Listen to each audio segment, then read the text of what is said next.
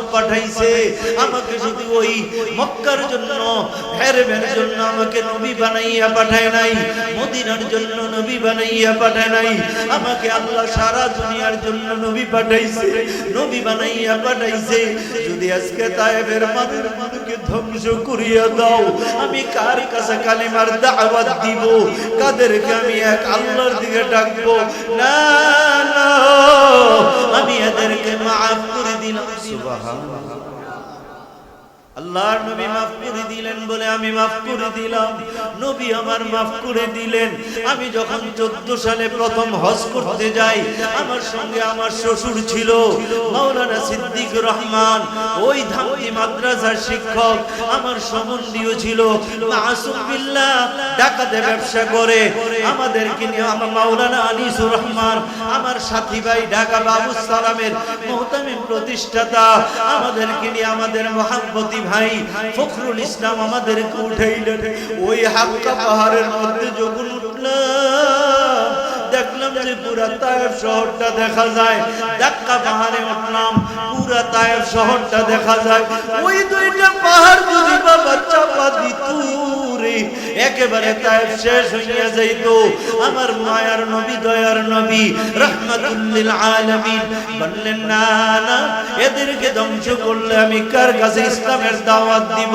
ও নবীর উম্মতেরা, মাফ করতে শিখো।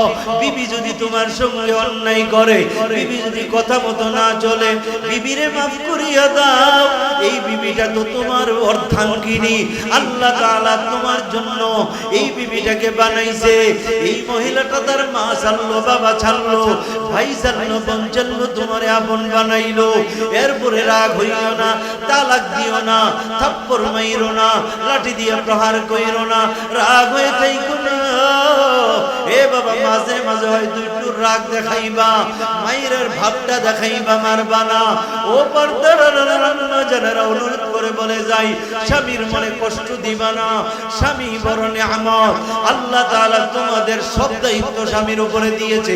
তোমার কাপড় কিনে দেয় স্বামী, তোমার খাদ্যের ব্যবস্থা করে স্বামী, বাসস্থানের ব্যবস্থা করে স্বামী। ওই স্বামীর মনে কষ্ট দিও না। মদিনার নবী বলছেন যে স্ত্রী স্বামীর মনে কষ্ট দেয় না, স্বামীর মন খুশি রেখে মারা যায়, ওই মহিলা জান্নাতি হয়ে যায়।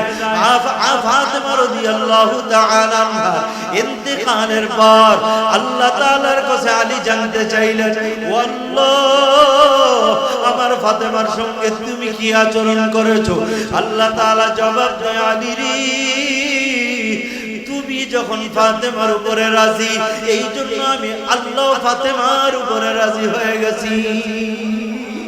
খাদিজাতুল কুবরা রাদিয়াল্লাহু তাআলা আনহার কবর মক্কায় জান্নাতুল মুআল্লাতে আছে রে ভাই।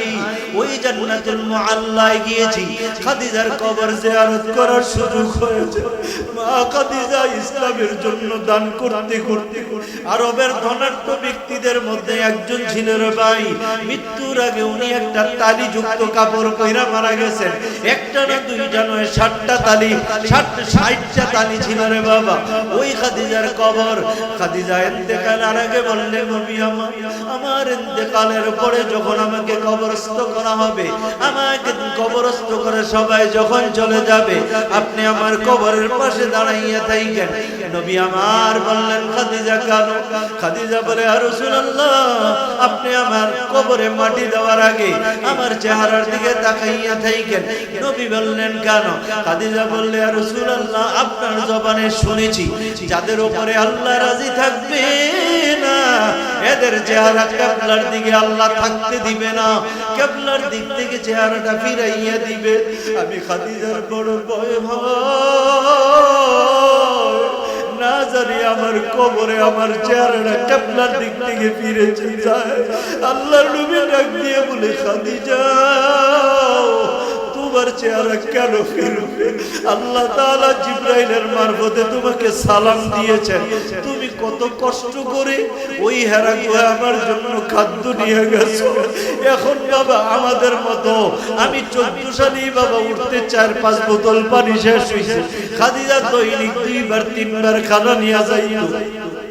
খাদিজার ইন্তেকালের পরে যখন কবরস্থ করা হইল, বারবার চেহারাটা কিবলার দিক থেকে ফিরে যায়, আসমানের দিকে হয়ে যায়। আমার নবী পেরেশান হয়ে গেলেন, নামলেন কবরে, খাদিজার চেহারা কিবলার দিকে ফিরে দিলেন, আবার উঠলেন, আবার বাবা ফিরে গেল, আবার ফিরাইয়া দিলেন। এইভাবে তিনবার করার পরে নবী বড় পেরেশান। আল্লাহ তাআলা জিবরাইলের মারফতে জানাই দিলেন, আমার হাবিব আপনি পেরেশান হয়েন না, আমি চাই না খাদিজার চেহারা কিবলার দিকে থাক। স্বামী হিসাবে আপনি যখন খাদিজার উপরে রাজি, আমি আল্লাহ খাদিজার উপরে রাজি। আমি চাই যে খাদিজার উপরে তার স্বামী রাজি, ওই খাদিজার চেহারা কিবলার দিকে নয়, ওই খাদিজার চেহারা কিবলার মালিক আল্লাহর দিকে থাকুক। জোরে চিল্লায় বলেন সুবহানাল্লাহ, আরো জোরে কোন সুবহানাল্লাহ। আমার পর্দার মা বোনদের খেদমতে আমি বলি যাই, স্বামীর মনে কষ্ট দিবা না, স্বামীর মুখে মুখে তর্ক করবা না। এ ভাইরা আমার, আল্লাহ পাক বড় ক্ষমতাশীল, রিজিকের ব্যাপারে আল্লাহর উপরে ভরসা করবেন। আমার আল্লাহই রিজিক দাতা, আমার আল্লাহই সমস্ত ক্ষমতার মালিক। আমার আল্লাহ কি চিনো? আমার আল্লাহর হাত, আমার আল্লাহর দেওয়া হাত দিয়া কামাই রোজগার করো, আমার আল্লাহর দেওয়া চোখ দিয়া দেখো, আমার আল্লাহর দেওয়া মুখ দিয়া বলো, আমার আল্লাহর দেওয়া কান দিয়া শুনো, আমার আল্লাহর দেওয়া পাও দিয়া হাঁটো, আমার আল্লাহর দেওয়া ব্রেন দিয়া চিন্তা করো, আমার আল্লাহর দেওয়া কলব দিয়ে আমার কলব দিয়া সবকিছু অনুধাবন করো। এ আল্লাহর বান্দারা, ওই আল্লাহকে কেমনে ভুলে রইলি? ওই আল্লাহর কুদরত বুঝে আসে না, ওই আল্লাহর ক্ষমতা তোর অন্তরে নাই। এই জন্য তুই সুদে টাকা লাগাও, সুদে টাকা আনো, চাকরিজীবীরা ঘুষ খায়, তুমিও ঘুষ দিয়া চাকরি লাও, তুমি একজন জালেম জুলুম করো না, কোনদিন জুলুম কইরো না কারোর উপরে। মরে তো যাবা, দুনিয়ার থেকে কিছু নিয়ে যাইতে পারবো না। ওই কবরের কথা একবার ভাবো না, যেই কবরের মধ্যে কোনো বন্ধু নাই, বান্ধব নাই, সাথী নাই, বাতি নাই, বাবা বলো কিছুই নাই, কিছু নাই, দরজা নাই, জানালা নাই। ওই কবরের মধ্যে একা একা শুয়ে, ওই কবরের মধ্যে যদি জাহান্নামের আগুন ধরিয়া যায়, ওই কবর থেকে পালাইতে পারবা না। ও বেঈমান নাফরমান ও বেনামাজির দলেরা, ও সুদখোরের দলেরা, ও ঘুষখোরের দলেরা, হাতে ধরে পায়ে ধরে অনুরোধ করি, এই সমস্ত গুনার কাজ ছাড়ো, নেকের কাজ ধরো। যদি গুনাহ নিয়ে মাওলার কবরে যাও, কবরের মাটিগুলো 70 হাত দূরে সরিয়া যাবে। ওই মাটিগুলি দুই দিক থেকে আইসা তোমাকে আমাকে এমন দূরে দিবে রে বাবা, হাড্ডিগুলো চূর্ণ বিচূর্ণ হয়ে যাবে, ডান দিকের হাড্ডি বাম দিকে ঢুকিয়া যাবে। মা বাবা বলিয়া চিল্লাবে, কেউ তো যাবে না, কেউ যাবে না রে বাবা।